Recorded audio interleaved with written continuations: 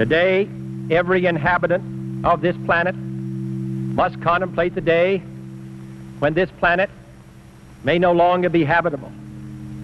Every man, woman, and child lives under a nuclear sword of Damocles, hanging by the slenderest of threads, capable of being cut at any moment by accident or miscalculation or by madness. The weapons of war must be abolished before they abolish us.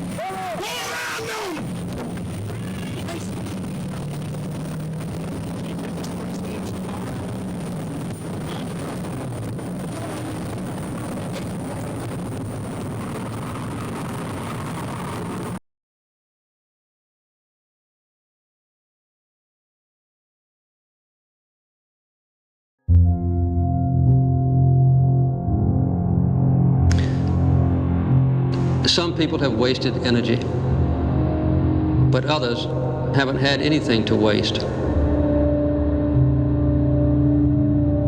No material shortage can touch the important things, like God's love for us or our love for one another.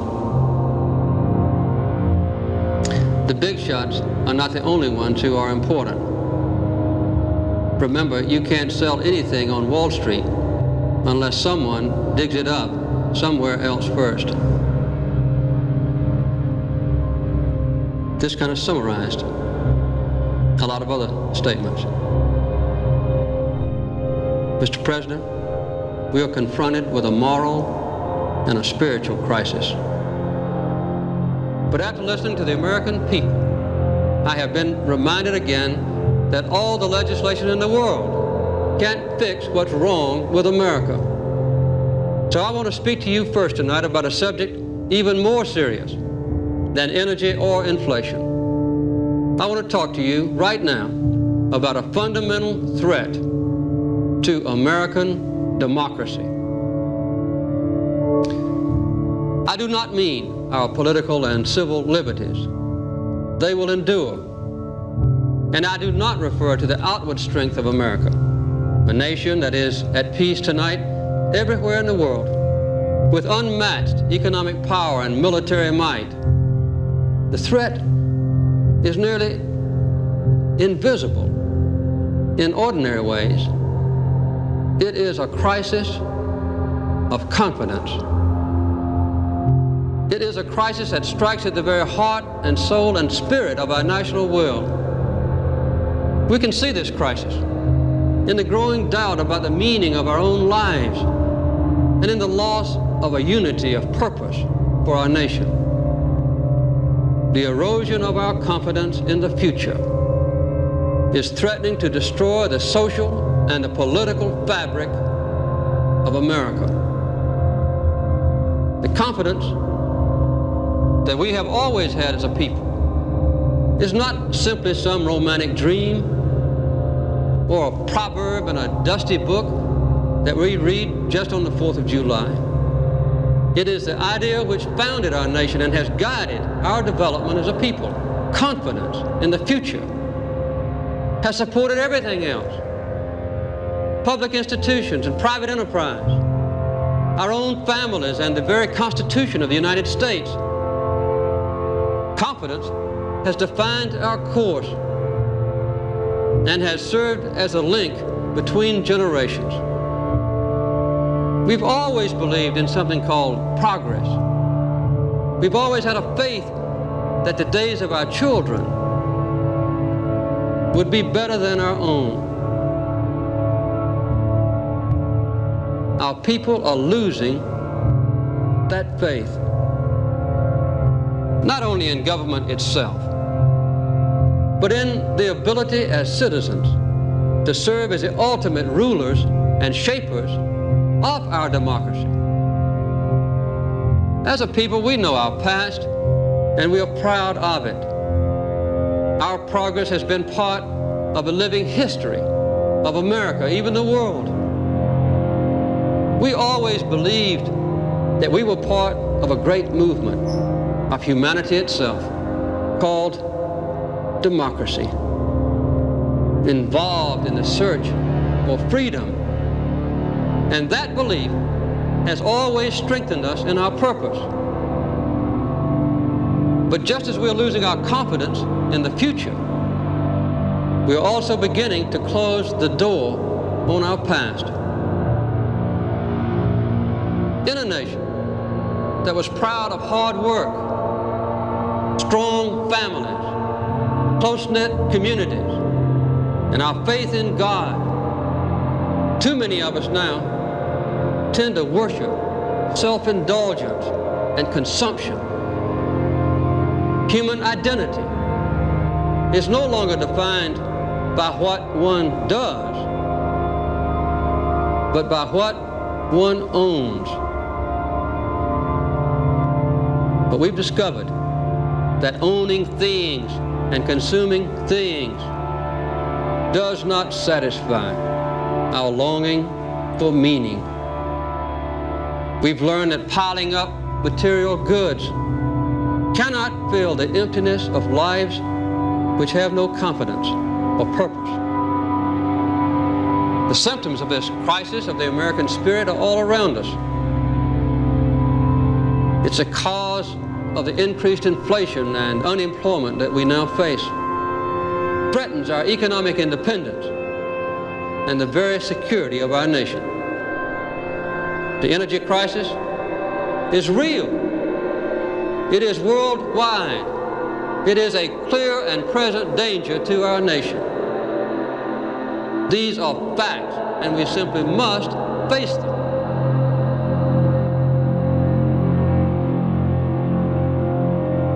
In closing, let me say this. I will do my best, but I will not do it alone. Let your voice be heard. Whenever you have a chance, say something good about our country. With God's help, and for the sake of our nation, it is time for us to join hands in America. Let us commit ourselves together to a rebirth of the American spirit, working together with our common faith. We cannot fail. The technical implications of the bomb, its colossal destructive power, and its ease of delivery by the new methods of rocket warfare combined to convince me that if ever we are engaged again in a major war, it will mean the obliteration of our island home as a industrial center. It is ironic that politicians with an airy disregard of scientific opinion in America and Great Britain, should play down its international implications and should chide scientific men for daring to express an opinion on its political implications. Scientists plead for complete and open discussion between all countries, but no single scientist has threatened to reveal technical secrets to another country. They claim only the right to political opinion and to the expression of that opinion, which is based on technical knowledge, so that the people of our country shall share their conviction that the time has come to put an end to war and to secret diplomacy. They appreciate the supreme difficulty of any international control of atomic power, which is not based upon mutual trust and understanding, and the relinquishing of all national rights to make or to possess atomic bombs. In order that the world should reap some of the possible benefits of atomic power, and should not devote its technical effort instead to a suicidal arms race in atomic weapons, they believe that all military rights should be vested in an international world authority. Encourage worldwide investigation into the most effective peacetime uses of fissionable material, and with the certainty that they had all the material needed for the conduct of all experiments that were appropriate. Begin to diminish the potential destructive power of the world's atomic stockpiles. Allow all peoples of all nations to see that in this enlightened age, the great powers of the earth, both of the East and of the West, are interested in human aspirations first, rather than in building up the armaments of war. Open up a new channel for peaceful discussion and initiate at least a new approach to the many difficult problems that must be solved in both private and public conversations if the world is to shake off the inertia imposed by fear and is to make positive progress toward peace. Against the dark background of the atomic bomb, the United States does not wish merely to present strength, but also the desire and the hope for peace. The coming months will be fraught with fateful decisions. In this assembly, in the capitals and military headquarters of the world, in the hearts of men everywhere, be they governed or governors, may they be the decisions which will lead this world out of fear and into peace. To the making of these fateful decisions, the United States pledges before you, and therefore before the world, its determination to help solve the fearful atomic dilemma, to devote its entire heart and mind to find the way by which the miraculous inventiveness of man shall not be dedicated to his death, but consecrated to his life.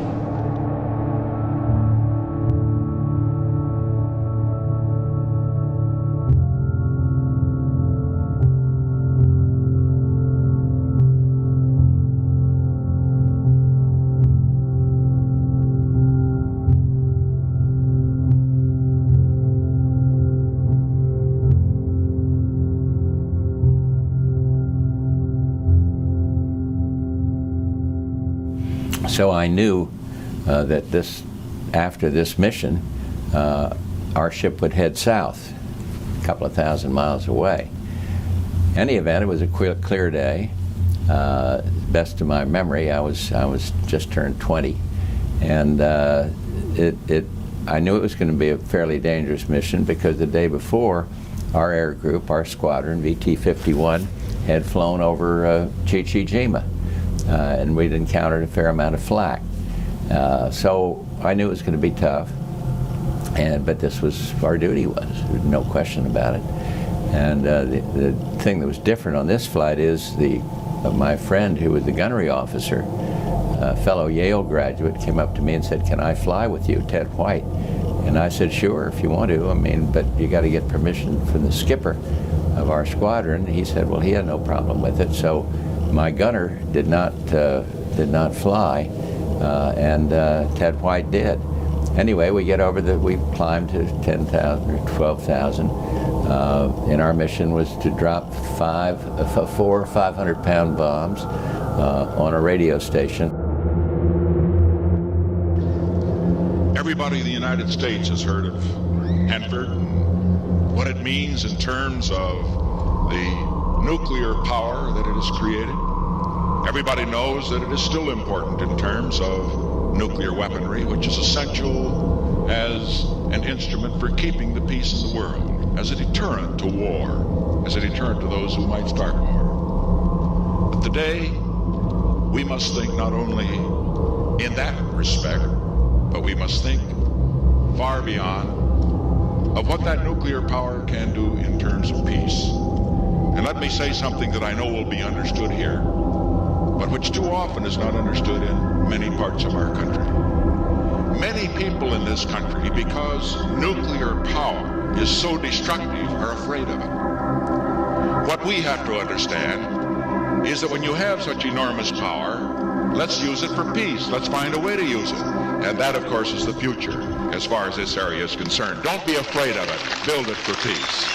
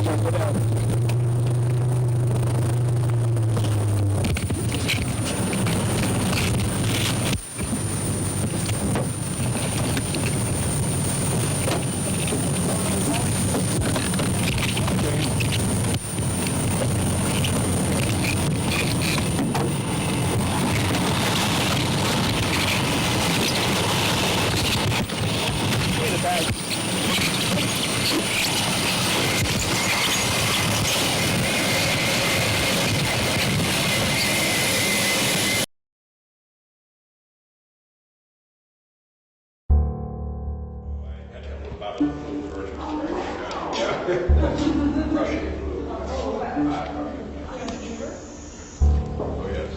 How long were you actually gone? About 2.5 weeks, I guess. They're taking your picture. She looks very professional. I have invented an expression, the say-do. All you have to do is say it, you get lots of applause, you hear that all the time from the executive branch, then you do nothing, but you already have the credit. It's a very interesting phenomenon that no one ever follows up. And I see this petty trick going on all the time. People say something and the newspapers laud them before they've done a damn thing, and then they never do it. Then they go on to some other say-do thing, and they get more credit. And pretty soon they become important public figures who are always saving taxpayers' money. And yet I've never seen any of them try it.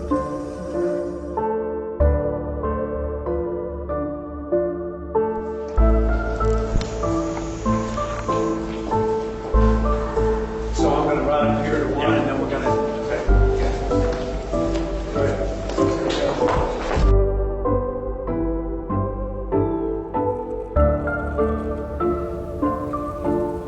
Well, no, I can't really say. I think I had them pretty well in line. But Merv, if I had to feel, after and as I learned later how close it was, I had to realize that any time I've got left, I owe to him.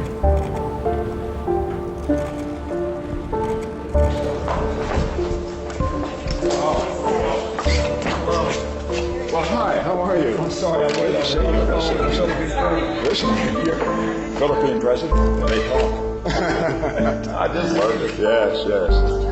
Well, I'm delighted to meet you.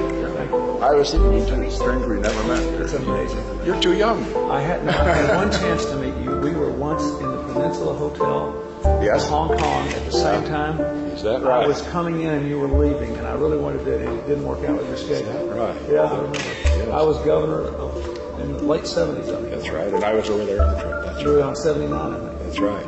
That's right. Well, it's good to see you.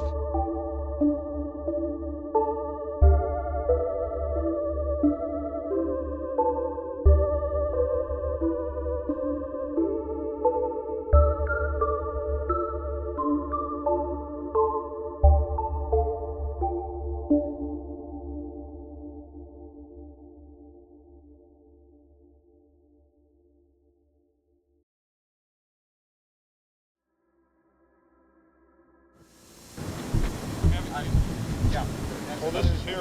Nobody's ever checked. Yeah, well, we run it in there. Yeah. This is here if it's necessary.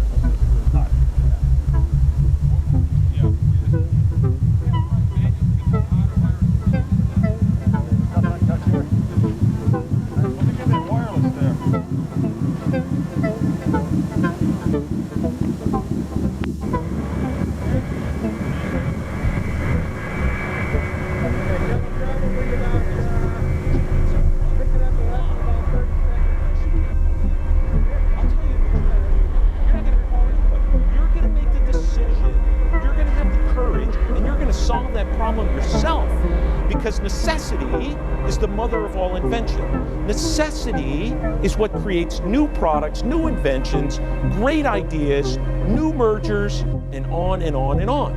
And good leaders, who are great leaders, know how to make necessity their friend. They know how to use necessity to make things happen. Now that was courage. Courage, as opposed to confidence, is an act of doing, not thinking. It is necessitated by a fear and acted upon by a desire. And that desire is for something you care about. And when the energy builds up on something you care, it overcomes that fear, and boom, courage comes into action. I want to express our thanks to the radio stations who were so helpful and contributed such an important national service to us during the difficult days that have just passed. We were extremely anxious to get across our point of view, which was the point of view of the free people of this hemisphere. We therefore asked a number of radio stations if they could assist us. The Voice of America broadcast through shortwave. We were anxious that medium wave be used, and the only device that we could use was the radio stations. We went to all of them. They immediately volunteered their assistance. None of them put forward all of the objections which they could have in regard to previous programs and previous commitments, but instead immediately made their stations available, and from dusk till dawn they broadcast the message of the United States. We're very grateful to them. I think they showed two things. First, how significant radio is in getting across a message beyond national boundaries. And secondly, they showed how patriotic were those men who ran these stations. We're glad to have them here today. It would, in my opinion, be most dangerous to regard in these shattering times a radical solution as less practical than a conventional one.